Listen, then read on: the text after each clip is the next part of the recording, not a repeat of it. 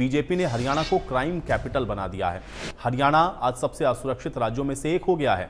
भूपेंद्र हुड्डा ने यह भी कहा कि हरियाणा में व्यापारी नेता सब असुरक्षित हैं। इसके अलावा पूर्व डिप्टी सीएम दुष्यंत चौटाला ने भी सरकार को घेरते हुए कहा कि सीएम नायब सैनी कानून व्यवस्था को संभालने में पूरी तरह से नाकाम रहे हैं।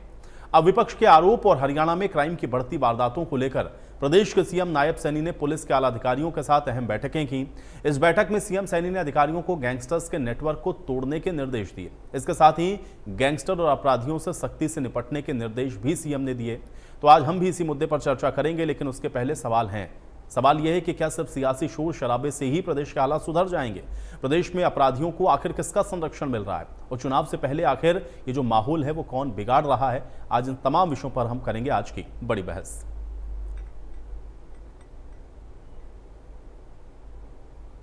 इस तरह की रोज कत्ल हो रहे हैं, दिन दहाड़े मतलब गोली मारी जा रही है, फरोतियां दी जा रही है। ऐसा तो कभी नहीं हुआ। 2005 से पहले भी ऐसे ही हालात थे हरियाणा में, और 2005 में कांग्रेस की सरकार आई और मेरे को सेवा का मौका मिला। मैंने बनते कह दिया था बदमाशों को या तो बदमाशी छोड़ दो या हरियाणा छोड़ दो।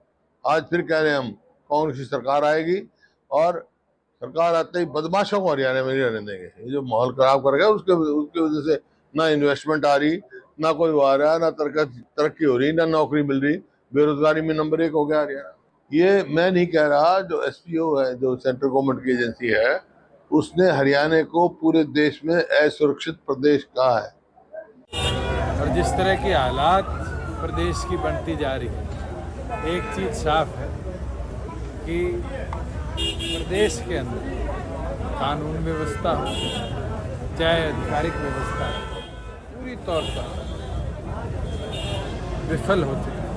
नंदरगढ़ के टोल प्लाजा पे गोली चली, पानीपत में गोली चली, एक दूधिए को सोनीपत में सरेआम हाईवे पे गोली मार दी गई। सैनी साहब गृह मंत्रालय को ना तो संभाल पा रहे, ना पुलिस को अपने कंट्रोल में ले पा। और ये निरंतर एक दिन पिछले 100 दिनों में प्रदेश ने देखा है किस तरह का शासक भारतीय जनता पार्टी नायब सिंह सैनी। प्रदेश की सरकार, बीजेपी की सरकार अपराधियों के साथ साझेदार है और इस सरकार के संरक्षण के अंदर यह अपराध पनप रहा है। इस प्रदेश से व्यापारी अब पलायन की सोच रहा है। देश के युवक को नौकरी नहीं मिल रही है, वो अवैध तरीके से डंग की रास्ते से विदेश जा रहा है। यहाँ पे सिर्फ गोली और बंदूकों का राज रह गया। मुख्यमंत्री नायब सिंह सैनी जी जनता के भलाई के काम, गरीब कल्याण की योजनाएं और देश में कानून व्यवस्था किस प्रकार से अच्छे से रहे, सभी उच्च अधिकारियों की बैठक कल भी ली और सख्त निर्देश दिए हैं। अपराध करने वाला जो भी व्यक्ति हरियाणा में है उसको हरियाणा छोड़ना पड़ेगा या अपराध को छोड़ना पड़ेगा। इस प्रकार की एक स्पष्ट दिशा उच्च अधिकारियों को दी है। इस तरीके से माननीय मुख्यमंत्री महोदय ने भी आदेश भी दिए हैं, उनको सबको आश्वस्त भी किया है कि जल्द ही दोषी सारे के सारे पकड़े जाएंगे और उनकी कड़ी से कड़ी सज़ा दिलाई जाएगी। और सभी अधिकारियों के निर्देश दिए गए हैं कि इस टाइप के लोगों के खिलाफ कड़ी कार्रवाई की जाए ताकि इस टाइप की घटनाओं की पुनरावृत्ति ना हो। इसकी मैं निंदा करता हूं, लेकिन जो जिस तरीके से आपने कहा कि जो दूसरी पार्टी के लोग कहते हैं, तो कांग्रेस के टाइम में जो अपराध हुए और आज की आप तुलना करेंगे तो कांग्रेस के टाइम से हमने अपराध पे कंट्रोल करने का काम किया है। इस टाइप ये जो घटनाएं हुए इसकी इनके खिलाफ भी कड़ी कार्रवाई की जाएगी।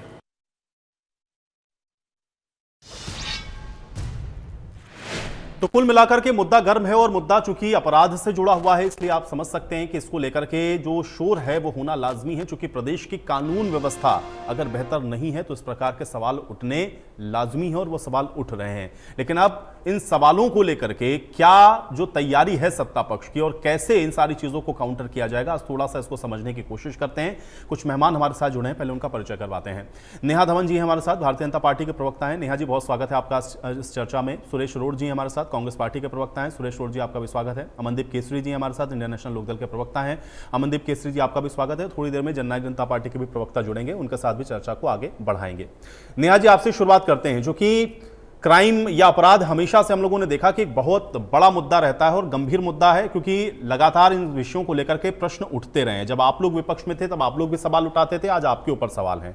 आप कह रहे हैं कि आप कार्रवाई कर रहे हैं, लेकिन सिलसिलेवार जो घटनाएं घटित हो रही हैं इसको कैसे देखा जाए? क्योंकि फिर तो ये प्रश्न उठना लाजमी है कि बदला क्या प्रदेश के अंदर, क्योंकि इन्हीं सारे विषयों को आप लोग जब उठाते थे जब आप विपक्ष में हुआ करते थे। नेहा जी।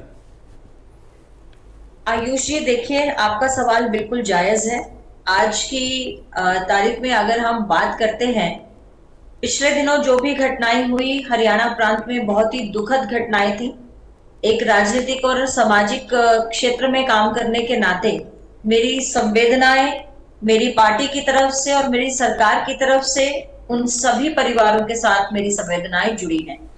कोई भी आपराधिक घटना होती है, देखिए, किसी भी सरकार के समय में हो, वो नहीं होनी चाहिए और ऐसे आपराधिक तत्वों पर अंकुश लगना चाहिए और सुरक्षा का भाव होना चाहिए। लेकिन एक बात कहूंगी आयुष जी, मैं मेरी आज सुबह भी बात हुई थी माननीय मुख्यमंत्री जी से, क्योंकि पिछले दिनों जो परसों की जो घटना है वो मेरी विधानसभा क्षेत्र की है।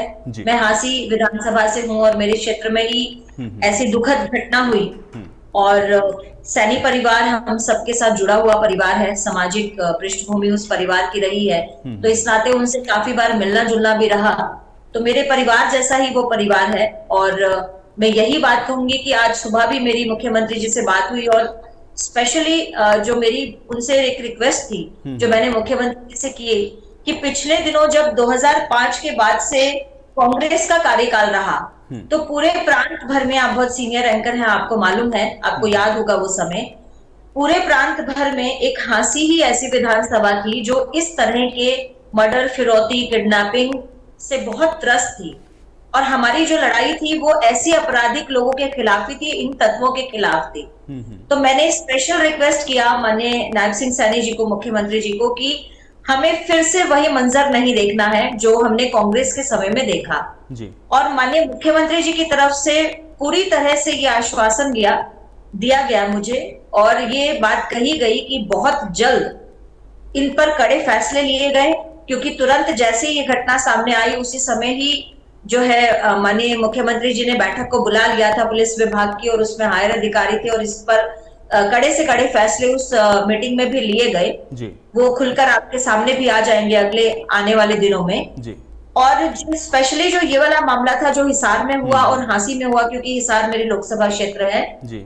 जो इन अपराधियों को है तुरंत प्रभाव से पकड़ा जाएगा। और आपने देखा कि एक डेलीगेशन हांसी से जो है समाज के लोगों का गया भी था आज उनसे मिलने के लिए। तो हम वापस वो मंजर नहीं देखना चाहते हैं हरियाणा प्रांत में और स्पेशली हांसी और हिसार के क्षेत्र में जी। जो अपराध को अंकुश पिछले लगभग अब 10 वर्ष पूरे होने वाले हैं, सब लगभग 9.5 वर्षों से ज्यादा का समय हमारे सरकार को हो गया। यहाँ पर व्यापारी और जितने बड़े लोग हैं, जितने सुकून से पिछले 9.5 वर्षों तक वो रहे, वो सुकून नेहा जी, मैं यही इसी प्रश्न पर आ रहा था। ठीक है, देखिए घटनाएं तो घटित होती रहेंगी, वो किसी के भी शासनकाल में हुई हैं, ऐसा नहीं है कि आपके यहाँ उधर पहले भी हो रही थी और अभी भी है, लेकिन उस पर अंकुश आप कैसे लगाते हैं। लेकिन ये जो मैं पिछला 2 या 3 महीने का जो मैं ड्यूरेशन देख रहा हूं, इसमें बहुत सारी घटनाएं हुई हैं। तो क्या ये माना जाए कि कुछ तो ऐसा है जो या तो उस पर डील हो गई है या आप लोग उसको आइडेंटिफाई नहीं कर पा रहे हैं या समझ नहीं पा रहे हैं, क्योंकि ये घटनाएं 2-3 महीने में बहुत ज्यादा बढ़ी हैं। क्या कारण है इसका, नेहा जी? देखिए, आपको मेरी आवाज आ रही है आयुष जी? जी जी जी। ओके, आपका कॉल कट गया है फोन पर, इसलिए जी। नेहा जी, आप अपनी बात रखें, आपकी बात जारी ऑन एयर, मैं इसको सही करवा जी। आयुष जी, सबसे महत्वपूर्ण बात यह है कि हमारी तरफ से कोई भी ढील नहीं दी गई है और ना ही हमारी तरफ से, सरकार की तरफ से ऐसा कोई भी इंडिकेशन गया है, क्योंकि कोई भी सरकार नहीं चाहती कि उसके कार्यकाल में आपराधिक घटनाएं हो। कोई भी सरकार नहीं चाहेगी कि ऐसे तत्वों को जो है बढ़ावा मिले उनके कार्यकाल में। हर कोई चाहेगा कि सुरक्षा मेंटेन रहे लोगों की, लोग संतुष्ट रहे उस सरकार के कार्यकाल से। तो ढील की बात नहीं है। मैं इतना ही बात कहूंगी कि कई बार कुछ ऐसी क्योंकि आप जानते हैं कि ये सब चीजें सामाजिक घटनाएं भी हैं, और इन पर अंकुश लगाने के लिए जहां तक सरकार द्वारा कड़े रुख भी अपनाए जाने चाहिए, उसके साथ साथ एक सामाजिक पृष्ठभूमि भी तैयार होनी चाहिए। अब जो है सरकार का पूरा ध्यान, पिछले दिनों आपने देखा कि पुलिस विभाग का भी मोटिवेशन शुरू हुआ, ऐसे कार्यक्रम किए गए जिसमें पुलिस विभाग को भी किस तरह से अपराध के साथ डील करना है, किस तरह से जनता के साथ डील करना है, एक नए प्रोग्राम भी शुरू किए गए। उसी तरह से सामाजिक पृष्ठभूमि के लोगों को लेकर, सामाजिक संस्थाओं को लेकर और आपसी समरसता और जो सामंजस्य बिठाने की बात है समाज के अंदर, उस पर भी निरंतर प्रयास हमारे और बढ़ेंगे और इस पर जरूर काम होगा ताकि हरियाणा में इस तरह की घटनाएं और जो युवा वर्ग नशे और इस तरफ जा रहा है, आपने देखा पिछले दिनों नशे पर भी काफी अंकुश लगाने का काम हरियाणा सरकार ने किया, भाजपा सरकार ने किया।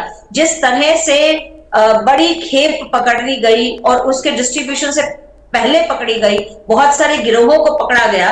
अगर मैं अभी डाटा की बात अभी नहीं करना चाहती हूँ क्योंकि मुझे मालूम है कि मुझे एक दूसरे के साथ जुड़ी हुई है नेहा जी, बात आप सही कर रही हैं और आज इसी तरह के जो प्रश्न हैं वो भी उठे हैं, मैं इस पर आऊंगा आपके पास वापस। मैं एक रिएक्शन पहले और लेता हूं।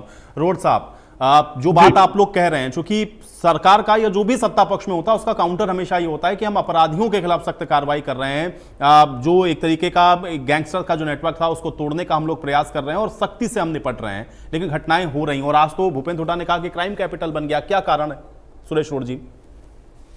आयुष जी, कारण तो इसके पीछे बेरोजगारी है। हम राजनीति से ऊपर उठ के ये बात बताना चाहता हूँ।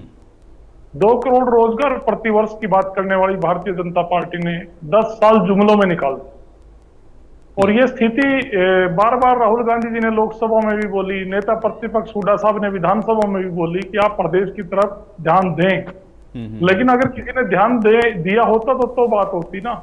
और प्रतिदिन जैसे घटनाएं हो रही हैं, ये चिंता का विषय है। एक भाईचारे के लिए जाने वाला प्रदेश, जो सैनिकों के लिए, अपने किसानों के लिए और एक अच्छे भाईचारे के लिए पहचान रखता था पूरे हिंदुस्तान में, आज दिन प्रतिदिन ऐसी घटनाएं हो रही हैं जो पहले कभी नहीं हुई। मैं भारतीय जनता पार्टी की इस जानकारी को भी ठीक करना चाहता हूं। इन्होंने कहा कि 2005 की ये बात करते हैं। 2005 में जब कांग्रेस की सरकार हुड्डा साहब के नेतृत्व में हरियाणा प्रदेश में बनी, तो भारतीय जनता पार्टी के सहयोग से पहले चल रही आईएनएलडी की सरकार के समय में पनपे हुए गुंडागर्दी के जो मिसाल बने हुई थी, 30 से ज्यादा गुंडा तत्वों को मार गिराया था हरियाणा की जांबाज पुलिस ने। जिस जांबाज पुलिस के ऊपर अभी इन्होंने मोटिवेशन देने की बात कही है भारतीय जनता पार्टी की प्रवक्ता ने, इससे ये लगता है ये लोग कितने सीरियस हैं क्राइम को कंट्रोल करने में। पुलिस को ऐसे कह रहे हैं कि जैसे पुलिस कोई नर्सरी क्लास का बच्चा है। अरे ये वो हरियाणा पुलिस है जिसको नरेंद्र मोदी जी ने बिहार का चुनाव कराने के लिए यहां से भेजा था। पूरे हिंदुस्तान में एक पुलिस ऐसी थी जिसको नरेंद्र मोदी जी ने खुद प्रधानमंत्री बनने के बाद ये कहा कि हरियाणा की पुलिस बिहार का निष्पक्ष चुनाव कराएगी। उस पुलिस को आप मोटिवेशन देंगे, आप समझाएंगे पुलिस को ऐसा काम कैसे करना है। ये कितनी छोटी बातें हैं। आपकी इच्छा शक्ति नहीं है अपराध को कंट्रोल करने की। पुलिस तो सक्षम है। ये वही पुलिस है जिसने हुड्डा साहब के नेतृत्व में 30 से ज्यादा गुंडा और बदमाशों को मार गिराया था और अमन और चैन बहाल किया था। और आप कह रहे हैं कि ये तो पहले से चला रहा था, पहले भी आप भागीदार थे। आप सुरेश जी, देखिए खामियों पर और कमियों पर तो चर्चा हो सकती है कि भाई कुछ तो ऐसा हो रहा है जिस वजह से घटनाएं हो रही हैं। लेकिन कोई भी सरकार, चाहे आप सत्ता में हो, बीजेपी सत्ता में हो, आईएनएलडी सत्ता में हो, जननायक जनता पार्टी सत्ता में हो, कोई भी सरकार तो कम से कम ये नहीं चाहेगी ना कि अपराध होने लगे, क्योंकि भाई ये तो एक सीधे तौर पर उनके ऊपर एक बड़ा दाग है। जो कमियां हैं उस पर चर्चा हो सकती है कि भाई क्या कारण है कि ये घटनाएं हो रही हैं। कारण एक तो बेरोजगारी की, जैसे मैं तो उसी बात पे आ रहा हूं। मैं तो छिंटा कसी वाली बात ये तो ये लोग बोल रहे थे, उसका जवाब देना भी जरूरी होता है। दूसरी बात नशे की है। मैं आयुष जी, आपका एक बड़ा अच्छा चैनल है, प्रदेशवासियों से इन्हीं के राज की बात याद कराता हूं। मैं भूतकाल में नहीं जाता। संगीता कालिया मैडम एसपी होती थी, शायद सिरसा जिला था, और अनिल विज होम मिनिस्टर की हैसियत से वहां पर ग्रेविसेज कमेटी की मीटिंग लेने गए थे। नशे के ऊपर कोई बात हुई, जो पीड़ित पक्ष था उसने कहा कि ऐसे ऐसे हो रहा है, और वो कोर्ट की पावर होती है जब ग्रेविसेज की कष्ट निवारण समिति की मीटिंग होती है और प्रदेश का होम मिनिस्टर ले रहा है मीटिंग जी। और एक एसपी, और वो भी महिला होना मतलब ज्यादा संवेदनशील होना। कालिया जी ने खुद होम मिनिस्टर को कहा था कि हम नशेड़ियों को पकड़ते हैं और सरकार के इंटरफेयर से वो छूट जाते हैं। तो नशा तो सरकार भी कुआरी है।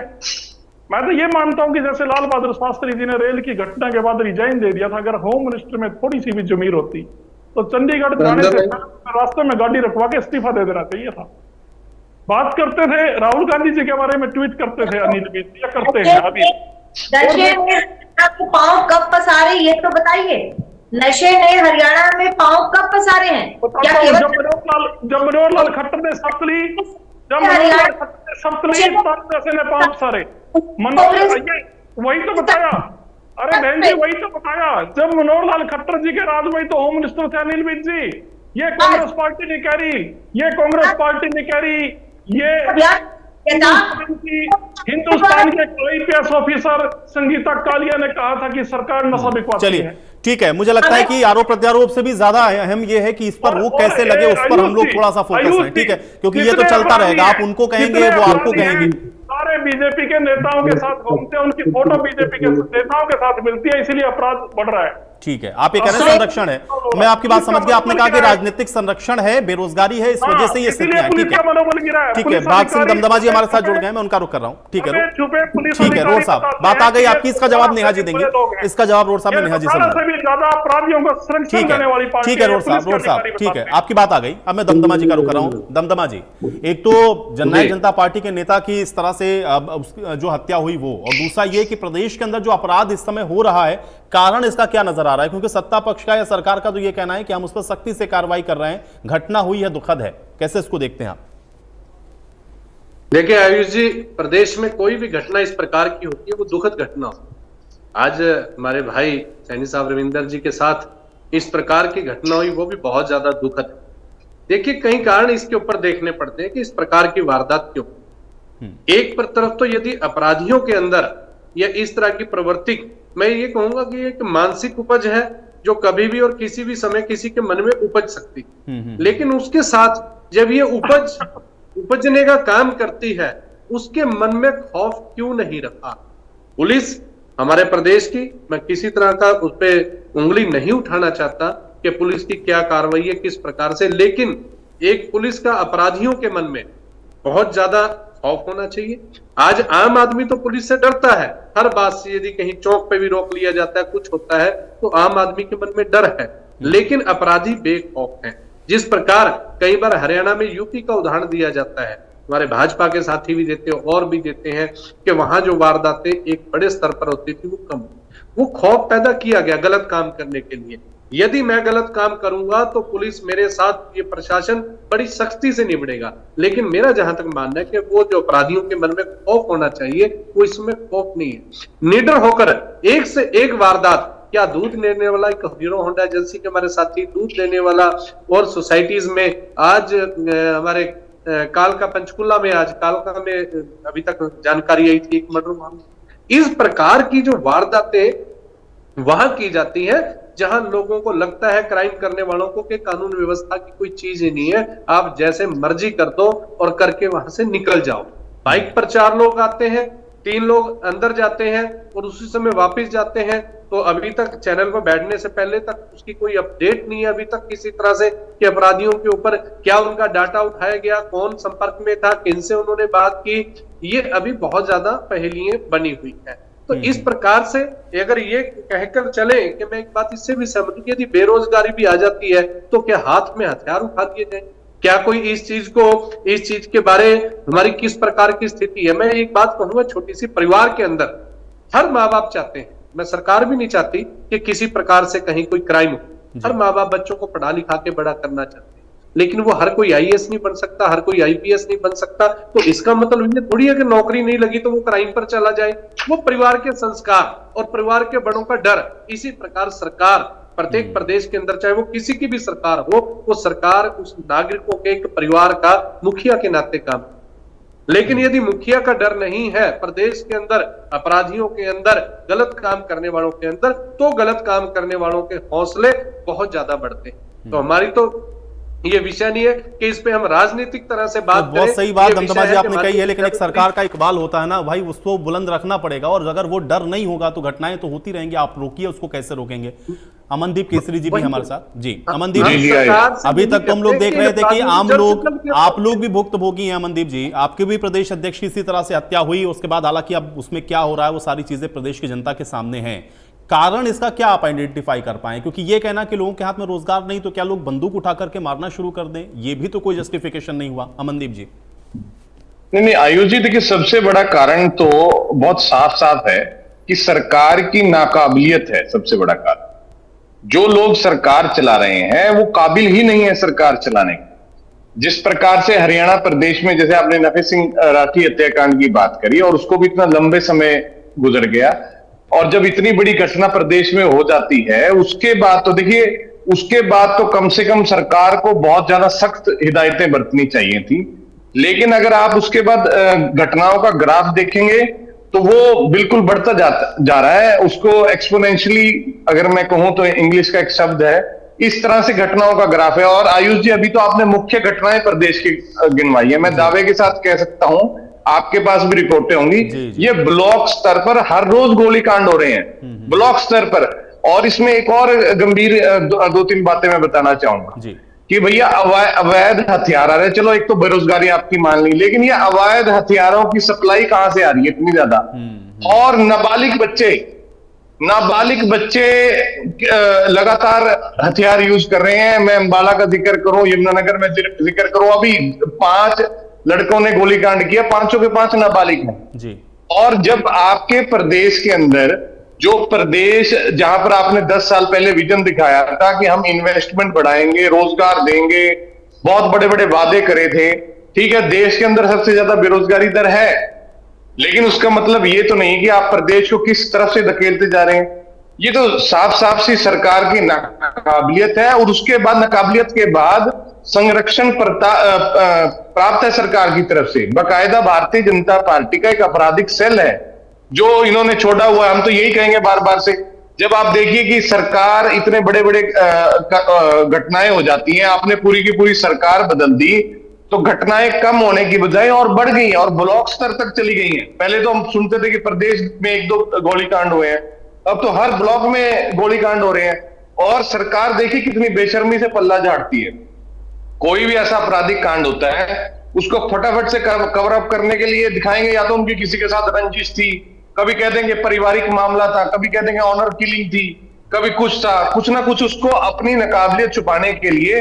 लेकिन सबसे बड़ा सवाल खड़ा होता है कि अवैध हथियार कहां से आ रहे हैं इनके पास, अपराधियों के पास, कौन सप्लाई कर रहा है, आपको कोई खबरसार नहीं है। और एक और बड़ी बात यह है कि 9.5 साल निकल गए हैं, आप कोई नई सरकार थोड़ी चला रहे हैं। ये सुनने में अगर अच्छा लगता कि चलो 6 महीने की सरकार अभी नई बनी है, काम का समझने में, तौर तरीके समझने में समय लगता है।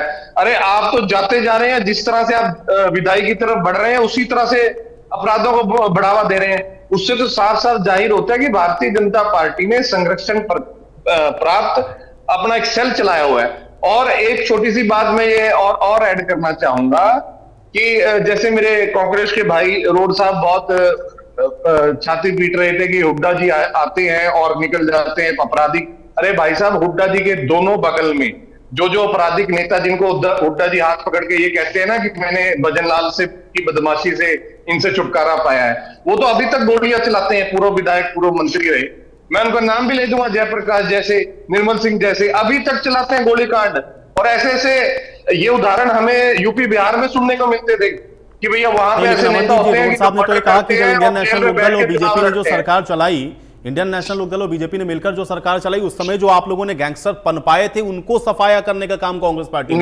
मैं ये कह रहा हूं कि अरे भैया, गैंगस्टर्स के तो सरगना तो हुड्डा जी के अगल बगल बैठते हैं और आज तक आपराधिक रिकॉर्ड है।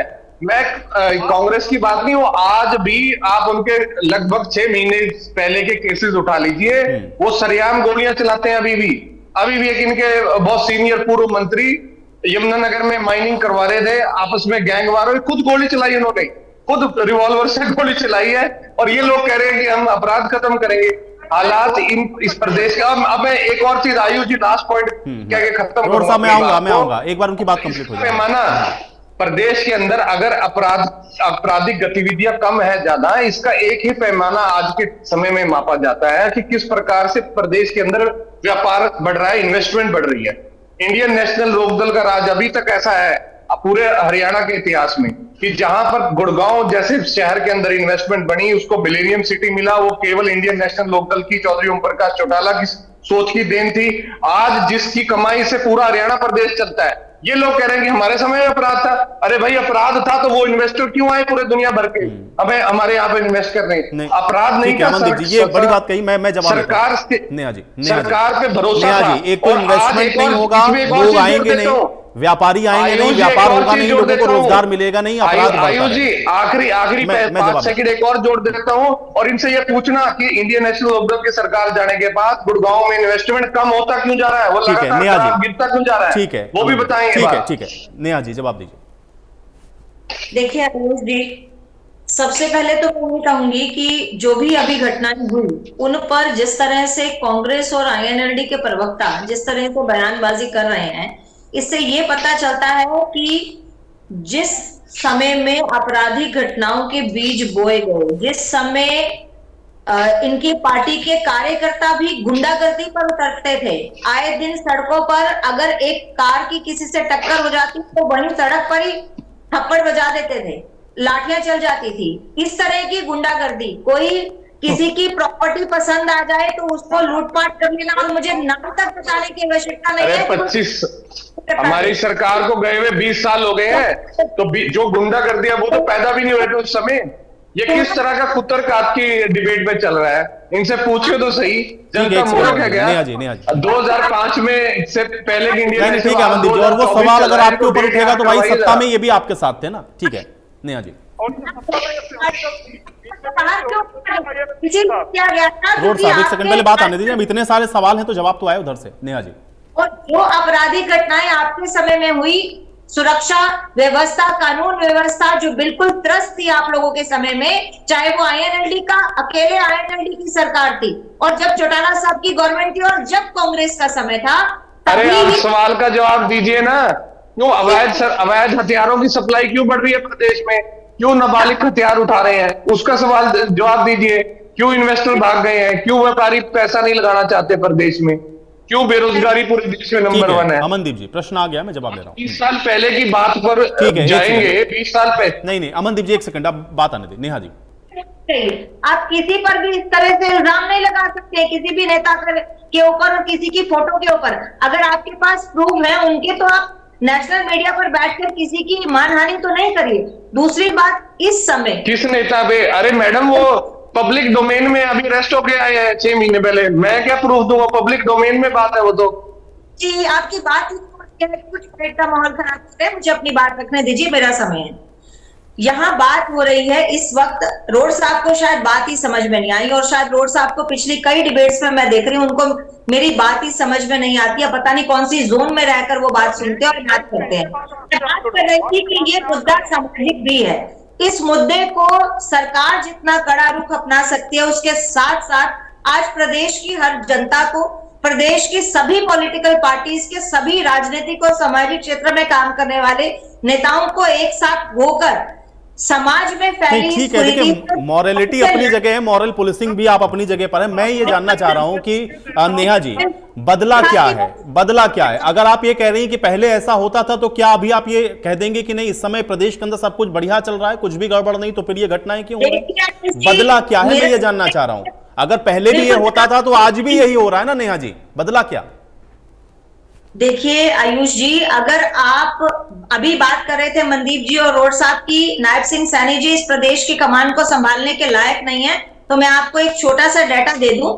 2023 से लेकर जून 2024 तक जो भी घटनाएं हुई उसमें 61% का जो गैंगस्टर और बदमाशों का सिंडिकेट तोड़ा गया, उसमें 61% का जो है कमी आई है।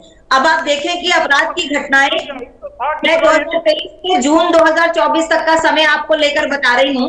अपहरण की घटनाओं में 47% की कमी आई है, दुष्कर्म में 14.19, 19% की कमी आई है, दुष्कर्म की कोशिश करने में 61.24 की कमी आई है, हत्या के केसेस में 4.55% की कमी आई है, डकैती में 38.30% की कमी आई है, लूटपाट की घटनाओं में, वाहन चोरी की घटनाओं में, फिर ये लूटपाट में घटनाएं क्यों हो रही हैं? आप ये ठीक है डाटा ये बताइए ना, इतनी सारी घटनाएं, इतनी तस्वीरें, इनको गोली मारी, यहाँ गैंगस्टर, यहाँ गैंग वॉर, ये क्यों हो रहा है प्रदेश के अंदर अगर कमी आई है तो? इस पर कड़ा रुख सरकार का रहेगा। जो भी ये घटनाएं हैं बिल्कुल शर्मनाक घटनाएं, ये नहीं होनी चाहिए, इन पर अंकुश लगेगा। आप जल्द ही नहीं नेहा जी, लेकिन दो प्रश्न इसके साथ जुड़े हुए थे जो एक अमनदीप जी ने उठाया कि भाई ठीक है, एक तो बेरोजगारी वाली बात सुरेश रोड जी कह रहे थे कि भाई बेरोजगारी, आप रोजगार देंगे नहीं तो युवक फिर इस तरह से भटक जाते हैं। दूसरा ये कि हथियार कहां से आ रहे हैं, ये भी तो एक प्रश्न है ना, या अवैध हथियार कहां से आ जा रहे हैं?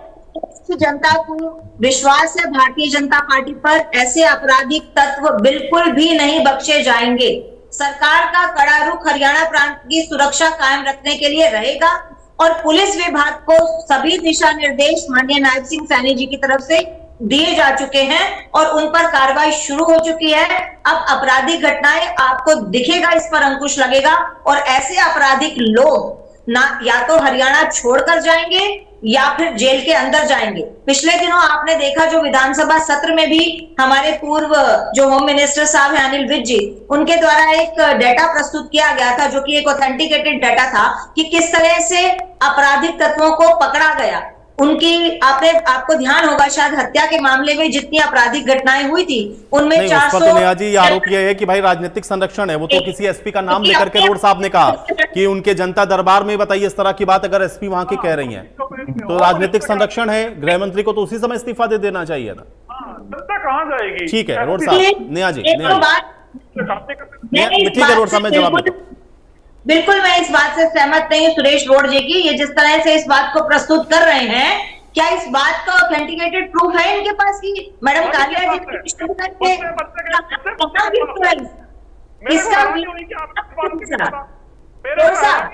ये बात बोलने के लिए बात क्यों बोली जाती है? जिस बात को सोशल मीडिया पर आप बैठे इस तरह से कोई भी आंसर लगा देंगे, बिल्कुल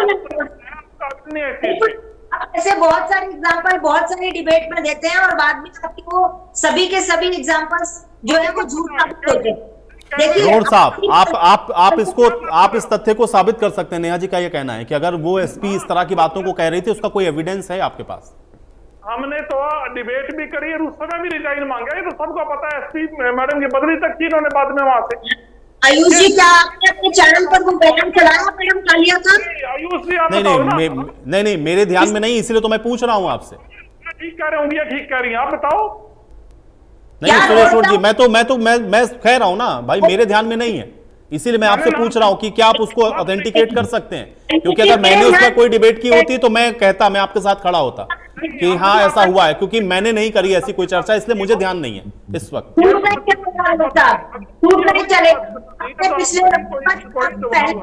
आप ऐसा नहीं हो सकता कि आप इतने रैंकर आके आपको पता हो आप कर रहे हैं झूठ बोलकर। रोज मुझे भी ध्यान है आपके साथ जितनी मेरी डिबेट नहीं ठीक है, देखिए वो अगर होगा तो वो डाटा तो होगा ना। अगर डिबेट की होगी तो वो भी हमारे पास होगी, मैंने नहीं की होगी तो किसी और ने की होगी। तो इसलिए ऐसा नहीं है, अगर घटना घटित हुई होगी, इस तरह की कोई भी घटना प्रदेश में अगर हुई होगी तो ये बहुत बड़ी बात है कि अगर गृह मंत्री जो कि अब उनकी अगर जो निवारण समिति की बैठक है अगर उसमें इस तरह की बात हो रही है तो जाहिर है कि उस पर चर्चा हुई होगी, लेकिन मेरे संज्ञान में नहीं है, इसलिए मैं आपसे पूछ रहा हूं। आप वो डेट बता सकते हैं या कुछ आप बता सकते हैं? कल की डिबेट आयुष जी उसी पे रख लो, मैं सबूत दे दूंगा इनको और इन्हीं को बुलाना नहीं।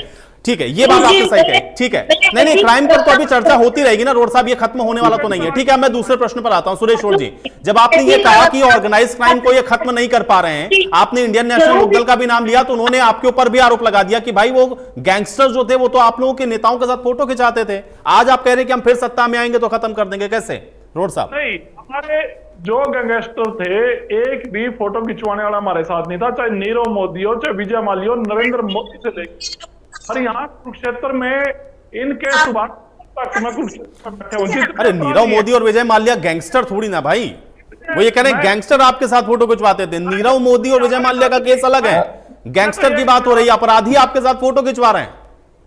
हमारे साथ एक भी नहीं था। जितने भारतीय जनता पार्टी की सहयोगी दल थी चौटाला साहब की सरकार में, ये भी दूध के धुले नहीं है। बीजेपी एनएलओ के बारे में कह रही थी, जो INLD 96 में को साथ में मिली, INLD के साथ आए तो इनके राज में जो क्राइम बढ़ा वो चौधरी भूपेंद्र सिंह जी हुड्डा ने मुख्यमंत्री बनते ही हरियाणा पुलिस के हाथों से 30 से अधिक गुंडे बदमाशों को मार गिराया था। एक की फोटो दिखा दो, ऑन रिकॉर्ड बता रहा हूं, कल ना आ जाओ इस बात पे। ये पार्टी में जो घटनाएं हुई आप उसको जस्टिफाई कर सकते हैं? आयुष जी, ये क्राइम इसलिए बढ़ रहा है कि ये इतने इस तरीके की बात ये दया जी कर रही है, ऐसी बातें इन्होंने 9 साल निकाल दिए। पुलिस को ये मोटिवेट करेंगे, आप ही अपराधियों के साथ घूमते हैं। नहीं, रोड साहब मोटिवेट नहीं, वो मॉरल पुलिसिंग की बात कर रही थी। वो हर सरकार में होता है भाई, पुलिसिंग को मॉरल पुलिसिंग की ओर ले जाने के लिए हर सरकार प्रयास करती है कि उनका बिहेव कैसा हो, घटनाओं पे संवेदनशीलता कैसी हो, ये सारी चीजें होती रहती हैं। ये टाइम टू टाइम हर सरकारों में हुआ। ऐसा नहीं कि आपकी सरकार में मॉरल पुलिसिंग की बात नहीं होती थी। मोटिवेशन की बात तो उन्होंने की नहीं, वो तो मॉरल पुलिसिंग की बात कह रही है। पिछले साल कुरुक्षेत्र यूनिवर्सिटी के हॉस्टल के अंदर पुलिस ने चेकिंग करी और बच्चों से, जो छात्र होते हैं यूनिवर्सिटी में, जो पढ़ने के लिए माँ बाप भेजते हैं, वहां माहौल इतना खराब था, गुटबाजी में रोर, वहां से हथियार बरामद हुए। मेरे पास सबूत है इस चीज के।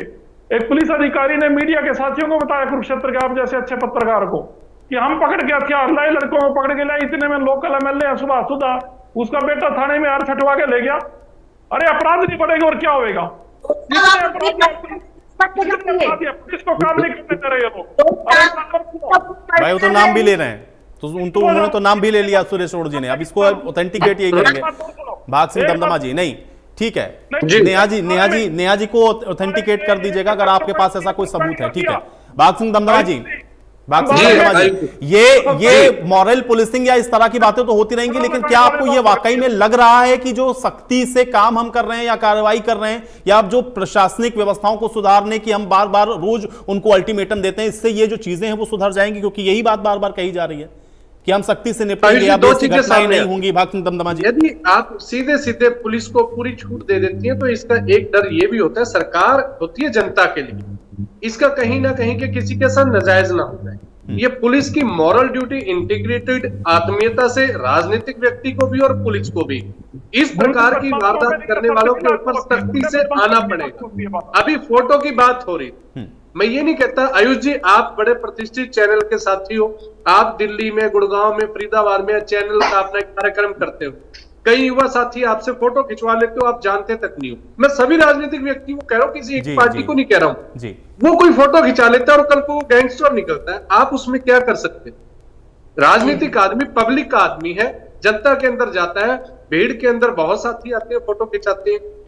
इतना समय नहीं होता कि वो बायोडाटा ले, चाहे वो भाजपा के साथी हो, नेता हो, चाहे कांग्रेस के नेता हो, चाहे वो जननायक जनता पार्टी के हो, चाहे इनेलो के हो। मैं समझता हूं कि जितने भी प्रवक्ता इस बात से इत्तेफाक रखेंगे, क्योंकि ये पब्लिकली आने जाने वाले लोग। लेकिन आयुष जी, इसमें कोई दो राय नहीं है कि ये पिछले 2 महीनों में तो हद से ज्यादा अभी महीनों में दिन दिहाड़े जो वारदात हो रही है, इसको अंकुश लगाना चाहिए। माननीय मुख्यमंत्री से निवेदन है कि सख्ती से आदेश दिए जाएं और आदेश की आउटपुट आए। नहीं दमदमा जी, यही तो मैं समझना चाह रहा हूं कि क्या कारण है, क्योंकि ये चीज मैंने नेहा जी से भी पूछी। दमदमा जी, मैं ये जानना चाह रहा था कि देखिए ठीक है, मैंने ये कहा कि अपराध तो होते रहे और वो कभी भी पूरी तरह से जीरो नहीं होने वाले, लेकिन ये जो 2-3 महीने में घटनाएं अचानक से बढ़ गई, इसका कारण क्या है? ये 2-3 महीने में ये चीजें रोजाना दिख रही है ना, जिसका जिक्र अभी अमनदीप जी भी कर रहे थे, तो ब्लॉक स्तर तक दिख रही, बहुत छुटपुट घटनाएं भी होती जो रिपोर्ट भी नहीं हो पाती। ये कारण क्या नजर आ रहा है दमदमा जी? आयुष जी, जिस समय ना मैं वो कह रहा हूं कि ये जिस तरह मैं इससे जोड़कर नहीं करता, मेरा अपना मानना है, मेरी अपनी एक लगता है सोच है कि इस प्रकार से हो सकता है। जिस प्रकार सरकार का कोई भी सरकार होती है, लास्ट दिन होते हैं तो ये कार्य के ऊपर फ्री हैंड देकर मोस्टली सबको साउंड रखकर हर किसी के मन में होता है कि कोई कार्रवाई नहीं होगी, लेकिन छोटे मोटे कामों में समझ लेते हैं कि किसी तरह का काम हो गया कि राजनीतिक व्यक्ति शेल्टर दे दे। लेकिन इतनी बड़ी वारदातें होना, यह सरकार का चाहे पहला ईयर हो, चाहे लास्ट के 5 महीने हो, चाहे 2 महीने हो उस टर्म के, इसके ऊपर सीधी सीधी सरकार जिम्मेवार है। क्योंकि सरकार यदि अपने अपने एसपीज को इस प्रकार के लोगों के खिलाफ सख्ती से कार्रवाई के आदेश देती है, तो वो सरकार के अंदर किसी व्यक्ति की मजाल नहीं है। जिस प्रकार यूपी उदाहरण मैं पहले जिक्र कर चुका हूं कि वहां पे योगी जी ने, जहां तक हमने सुना है, कि छूट दी है। जिस प्रकार हम ओपनली सुनते थे कि आज यूपी में ये हो गया, आज ये हो गया, उसमें बड़ा फर्क है। उसी पैटर्न पे अपराधियों को तो सख्ती की नजर से हर अपराधी के मन में पुलिस का और प्रशासन का एक खौफ होना चाहिए कि यदि मैं महत्वपूर्ण बात हथियारों की धन्यवाद जी आप आती कह रहे हैं, क्योंकि वहां हथियार तो है, बीजेपी वो को देखना हथियार होगा किस ना। प्रकार से आते हैं? प्रदेश में भी पुलिस की बीजेपी क्या की, यहाँ पर भी नाकाबंदी है? सरकार है और उत्तर प्रदेश में भी बीजेपी की सरकार है, वहां तो रिपीट ही इसीलिए इन लोगों ने किया कि कानून व्यवस्था बेहतर कर दी। आयुष जी लास्ट 10 सेकंड जी। के जो हथियार आ रहे हैं, हमारी पुलिस कहां नाकाबंदी करने में फेल है? ये डॉक्यूमेंट चेक करने के लिए, चालान के लिए हेलमेट हर टाइम पे खड़ी है जहां तक वो आता है, लेकिन इस प्रकार के लोगों की जो जहां जिनके लगता है पुलिस तो चेहरा देख के पहचान लेती है व्यक्ति किस प्रकार का है, ये हथियार की सप्लाई कहीं ना कहीं बॉर्डर एरिया के बाहर से आता है, वो ढील है। हमें सख्ती करने की जरूरत है। सरकार कोई भी नहीं चाहेगी कि मेरे प्रदेश के अंदर इस प्रकार का अपराध हो, लेकिन काम करने की नीयत और मंशा के ऊपर सवाल आते हैं। जब एक अपराध के बाद दूसरा हो जाता है, दूसरे के बाद तीसरा हो जाता है, इसका मतलब अपराधियों में डर और खौफ नाम की चीज नहीं है। हमें वो डर पैदा करना होगा, सरकार को वो डर पैदा करना होगा, हर अपराधी के मन में इस प्रकार का प्रावधान हो तो अपराध के ऊपर काफी हद तक अंकुश लगाया जा सकता है, लेकिन सरकार उस तरफ अभी लग नहीं रहा कि वो काम करने पे जा। अमनदीप जी, आपको भी ये लगता है कि क्या बिना पीछे बैकअप के या बिना किसी संरक्षण के ये चीजें संभव नहीं है? इसका कुछ ना कुछ तो कारण है कि ये अचानक से बढ़ा है। नहीं, बिल्कुल आयुष जी, देखिए सबसे बड़ा सवाल ये खड़ा होता है कि पहले गृह मंत्री, पहले सरकार मनोहर लाल जी के नेतृत्व वाली गृह मंत्री अनिल विज थे, तो ठीक है वो घटनाएं हुई, इन्होंने सरकार बदल दी, एक मैसेज ये देने की भी कोशिश की कि भाई हम बर्दाश्त नहीं करेंगे, जिसकी कोताही होगी हम उनको बदल देंगे। अनिल विज जी को उसका भुगतान भी करना पड़ा। लेकिन अब तो अगर आप सीरियस थे और आपकी नीयत थी ऐसा काम करने की, तो आयुष जी जैसे कि इनसे पूछने वाला हो कि क्या बदलाव आपने किया, क्या कोई नए सख्त कानून लेकर के आए आप ऐसे अपराधों के खिलाफ जो संगठित अपराध होते हैं? क्या कोई पुलिस फेरबदल के अंदर या कुछ आपने इस तरह के एक्शन वो ड्राइव चलाई हैं, खासकर से अवैध हथियारों को पकड़ने के लिए या गैंगस्टर्स को रोकने के लिए? कोई एक कदम तो गिनवा देंगे। मतलब एक तो नाकाबिलियत, तो उसके ऊपर ये है कि ना नीयत साफ है, नीयत भी नहीं है करने की, और ये मैसेज भी चलो इन्होंने दिया कि भाई हमने किसी को बलि का बकरा बना दिया, विज साहब को निकाल दिया, उनकी नाकाबिलियत थी। लेकिन अब देखिए आप हालात ऐसे हैं कि कोई तो ठोस कदम आप उठाएं। केवल ये बोलने से कि मुख्यमंत्री गंभीर है, हम काम करेंगे, अरे आप लगातार 1 या 2 महीने की बात नहीं है, दिसंबर में जो नफे सिंह राठी जी का हत्या हुई, इतना बड़ा हत्याकांड था, आपने 8 महीने निकाल दिए इसी तरह से। ये 1-2 महीने की बात नहीं है। अभी तक तो आपके पास कहने के लिए ये होता कि हमने उसके बाद भैया ये एसआईटी गठित कर दी, स्पेशल टास्क फोर्स गठित कर दिया, ये कानून हमने प्रदेश के लिए बना दिए, इतने सख्त कानून है।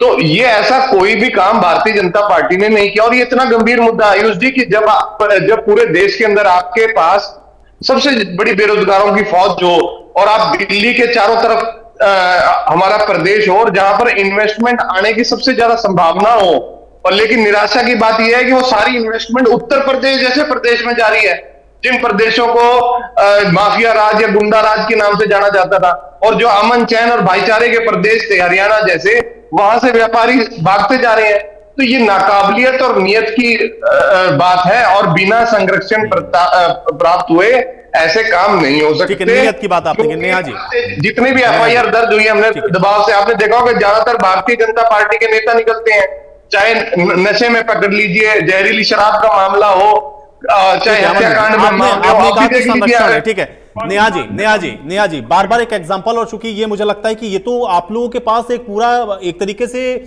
एक विजन है आपके पास कि आप कैसे कर सकते हैं। उत्तर प्रदेश में अगर आपकी ही पार्टी की सरकार चल रही है, जहां क्राइम एक बहुत बड़ा मुद्दा होता था, जहां पे सरकारें लोगों की चली गई, आप उसी को मुद्दा बना करके दोबारा से रिपीट कर गए, वो मॉडल यहां लागू क्यों नहीं हो सकता है? ये ऐसा क्यों हो रहा है कि जिस प्रदेश के अंदर कानून व्यवस्था को लेकर के प्रश्न चिन्ह नहीं थे, वहां पर अब कानून व्यवस्था को लेकर के बड़े गंभीर सवाल हो गए? नेहा जी। आयुष जी देखिए, जैसे पिछले दिनों हरियाणा में सरकार चली माननीय पूर्व मुख्यमंत्री मनोहर लाल जी के नेतृत्व में, और बहुत सारे ऐसे उनके प्रयास थे जो पूरे देश भर में सराहे गए, और उनको अन्य राज्यों में भी उस मॉडल को अपनाया गया। उसी तरह से आपकी बात बिल्कुल ठीक है। मैं आपको पूरी तरह से ये विश्वास दिलाती हूँ कि अगले आने वाले दिनों में हरियाणा के अंदर इन सभी आपराधिक घटनाओं पर अंकुश लगेगा। और मैं एक छोटी सी बात अमनदीप जी को कहना चाहूंगी, मुझे लगता है कि शायद अमनदीप जी ना तो खबर को देखते हैं, ना खबर पढ़ते हैं, ना न्यूज़पेपर पढ़ते हैं। आपको पता होना चाहिए था इस डिबेट में बैठने से पहले कि कल ही जो एक बड़े अधिकारियों के साथ पुलिस विभाग के माननीय मुख्यमंत्री नायब सिंह सैनी जी ने जो मीटिंग ली थी, उसमें ये बात बिल्कुल स्पष्ट कर दी थी और एक एसआईटी का गठन हो चुका है। और उस एसआईटी अरे का मैडम, काम मैं ओवरऑल बात कर रहा था, कल की बात नहीं है, 6 महीने पहले टास्क फोर्स बननी चाहिए थी। आप क्या बात कर रही हैं? आप इतने बड़े मुद्दे को इतनी आसानी से खत्म करना चाहती हैं? क्या एक एसआईटी या एक केस पे एक एसआईटी बन जाएगा जो जिस गंभीर विषय की हम बात कर रहे हैं वो उससे सॉल्व हो जाएगा? आपको तो स्पेशल टास्क फोर्स बनानी थी, इनके ऑर्गेनाइज क्राइम के खिलाफ बड़ा अभी नेहा जी का जवाब है। ठीक है, नहीं एक एसआईटी एक सेकंड अमनदीप जी। नेहा जी मेरी कहने दीजिए, अमनदीप जी नहीं आप सुन लीजिए ना। आपने पूछा मुझसे सवाल कि सरकार ने क्या किया, सुनते क्यों नहीं है? फिर आप सुनिए, अब चुपचाप। अरे कल किया, 6 महीने पहले से क्या कर रहे हो आप? और एक केस के लिए कर रहे हो या सभी के लिए कर रहे हो? मैंने हैंड रेज किया था, आप चुप रहिए। अभी मुझे बात कहने का अधिकार है ना अमनदीप जी, क्या कर रहे हैं आप? अरे सही बात तो बताइए ना, आप उल्टी बात ना बताइए। अमनदीप जी एक सेकंड। नेहा जी देर तो मुझे आपको समझाने में वेस्ट हो गए। सुन लीजिए भाई साहब, हमने एसआईटी का गठन किया है। इससे पहले भी जब प्रदेश के अंदर महिलाओं के साथ होने वाले दुष्कर्मों की घटनाओं को कम करना था, हमने वन स्टॉप सेंटर भी खोले थे। हमने हरियाणा प्रदेश में महिला थाने भी खोले ताकि महिलाएं सुरक्षित रहें और पुलिस थाने में जाकर अपनी रिपोर्ट दर्ज करा पाए, अपनी दुख को महिला पुलिस कर्मियों के साथ ही बता पाए। हमने रैपिड एक्शन फोर्स की शुरुआत की, हमने रैपिड एक्शन ऐप की शुरुआत की, दुर्गा शक्ति ऐप की शुरुआत की। ऐसे बहुत सारे काम हैं जो प्रदेश भर में अपराधों को कम करने के लिए हमने प्रयास किए। और इन आपराधिक घटनाओं को, जो गैंगस्टर्स की आपराधिक घटनाएं हैं, कल ही माननीय मुख्यमंत्री नायब सिंह सैनी जी ने एसआईटी का गठन कर दिया। और एक साथ में मैं भाग सिंह जी को भी बताना चाहूंगी कि कल ही माननीय मुख्यमंत्री जी ने ये आदेश भी जारी कर दिए हैं कि हर जिला स्तर की पुलिस जो है बहुत सख्ती से पेश आएगी ताकि उस जिले के अपराधी जो लोग हैं वो उनसे डरे। और दूसरी बात, जो आज सुबह मेरी मुख्यमंत्री जी से बात हुई है, वो ऐसी बात है जो मैं आपको अभी यहाँ डिबेट में नहीं बता सकती, लेकिन हांसी और हिसार और आसपास के क्षेत्रों में जितने भी आपराधिक तत्व हैं, आप देखिएगा उस पर कार्रवाई। अब आप जो बात कह रही हैं, मैं इसी उम्मीद के साथ आज की ये चर्चा यही समाप्त करूंगा कि वो जो चीजें हैं वो ग्राउंड पर भी दिखेंगी। शुक्रिया समय निकालने के लिए, चर्चा का हिस्सा बनने के लिए। तो कानून व्यवस्था हमेशा से किसी भी प्रदेश के लिए, किसी भी देश के लिए बहुत बड़ा मुद्दा रहा है।